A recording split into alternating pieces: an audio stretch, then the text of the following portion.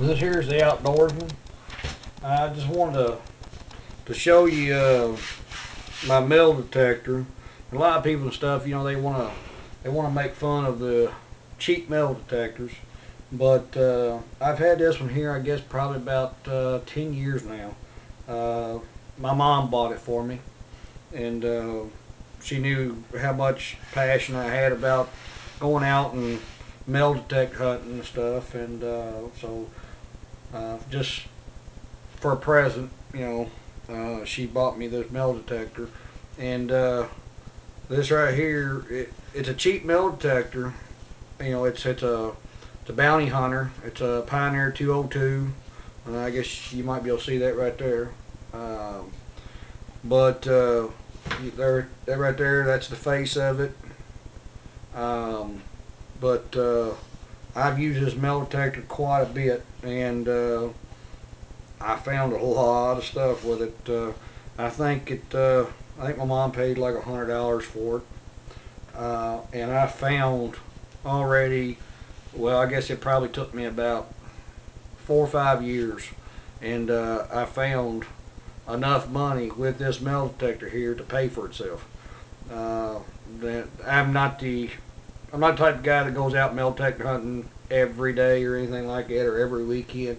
This was just kind of like a hobby of mine, and but it took me about 4 or 5 years. But about 4 or 5 years, I was able to find about $100 worth of change and stuff like that in order to be able to pay for this metal detector.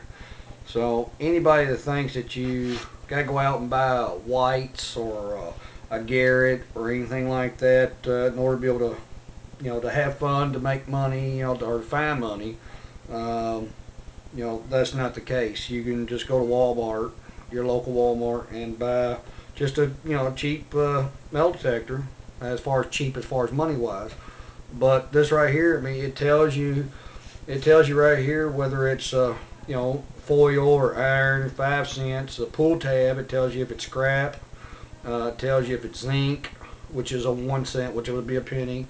10 cents, 25 cents, 50 cents, uh, or a large object, brass or steel, and it will tell you right here as far as what the depth is of the object.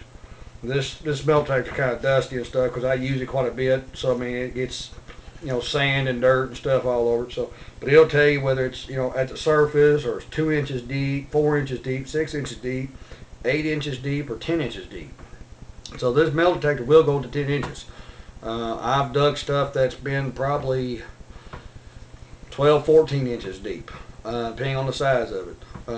You can, it's got your different buttons and stuff here to do different things as far as your all metals or or whatever. But you set your metal detector stuff for all metals or to distinguish between certain types of metals, your sensitivity. Um, but I can turn it on here. You can listen to it, and once that's the sound you hear when you find something. That's scrap. When you hear that's scrap.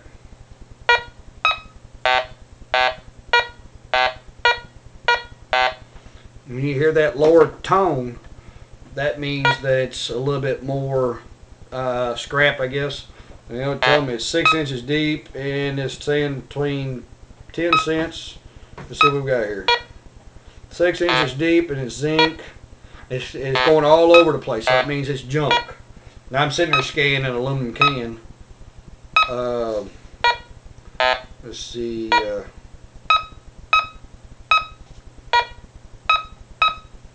But that's the sounds it makes, and it's very accurate. It really is. It's very accurate. Uh, if you want to get you a metal detector, get started in metal detecting, I'm telling you, go out and buy you just a bounty hunter metal detector. You won't be dissatisfied. You will find a lot of stuff, and after using it for a little while, you'll find out what is scrap and what might not be scrap.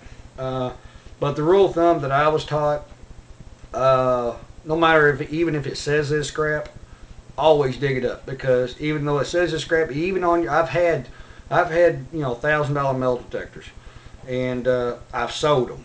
I've bought White's metal detectors and stuff off of eBay and stuff from California that has that has found gold, that you can find gold in 3 foot of bedrock.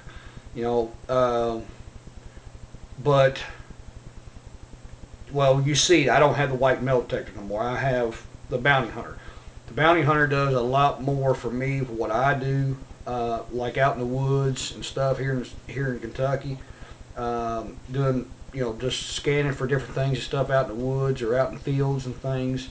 I get a lot better results and stuff out of the cheaper metal detector than I do the more expensive metal detector.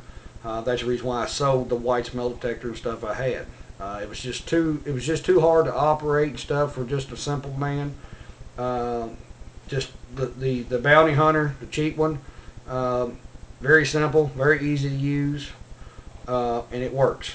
And like I said, I found a lot of stuff. I found, you know, from shovels that was dated back to the 1800s to, stove doors that dated back to the 1700s. I found old uh,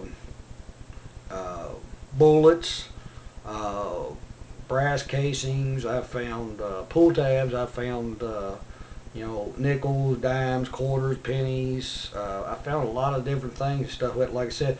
In change alone, I found $100 within the first 4 or 5 years using that metal detector in order to pay for itself. So, anyway, so if you're out there and you're looking for a metal detector and stuff, you're thinking about getting into it, I recommend getting you a cheap one over the more expensive ones, because you're gonna find just as many things and stuff with the cheap one that you will with the expensive ones.